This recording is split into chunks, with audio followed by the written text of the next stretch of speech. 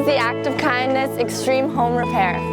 I was a recipient 5 years ago, and it has changed my life for the better. And every single year I come back to participate and make a difference in everyone else's life.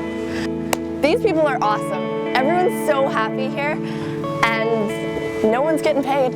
We're all volunteering. We all just love what we do and want to make a difference.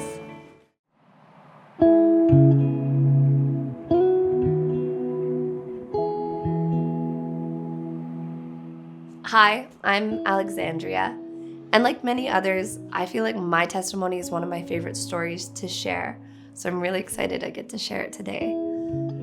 I thought my journey with the Seventh-day Adventist Church started in 2010 when this once mold-infested house was renovated through the Extreme Home Repair program. At the time, my lungs were extremely damaged, and I was constantly in and out of the hospital.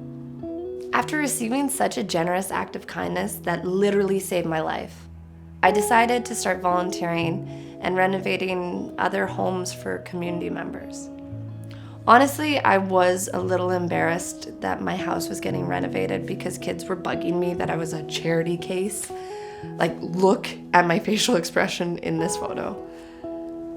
Through my volunteer work, I started asking questions here and there. I started attending services, going to prayer groups. I joined the young adult group at CIV, and I just was overwhelmed with love. In 2019, I moved to Japan, and I remained there throughout the entire pandemic. During this time, I was extremely lonely, and I experienced depression for the first time. I'm very grateful for this phase in my life because it brought me so much closer to God and forced me to seek Him. I felt lonely, but eventually I learned that we're never truly alone. And I'm very grateful for that. I became very involved in this church, and soon they asked me to become the young adult group leader of one of the largest churches in all of Japan. I've always dreamed of volunteering in Africa. It's crazy, I know. But this year I took the leap of faith, hopped on a plane from Japan to Tanzania, and I started volunteering there for a couple of months. Being in Tanzania and seeing the faith that those people had was truly inspiring, and it made me want to get baptized.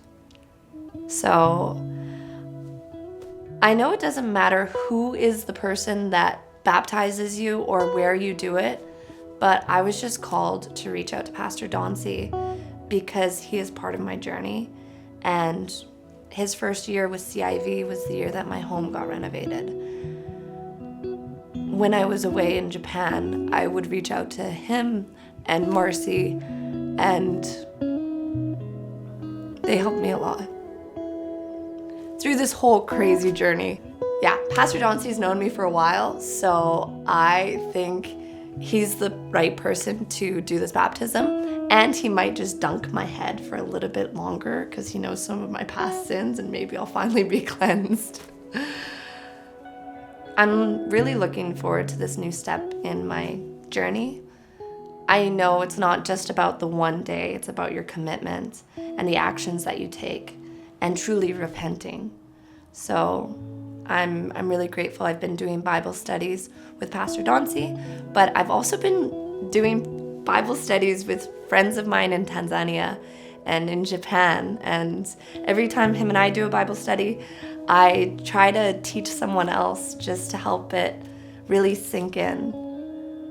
I hope through my journey getting baptized, other people decide to take the leap of faith and maybe ask questions or get baptized themselves.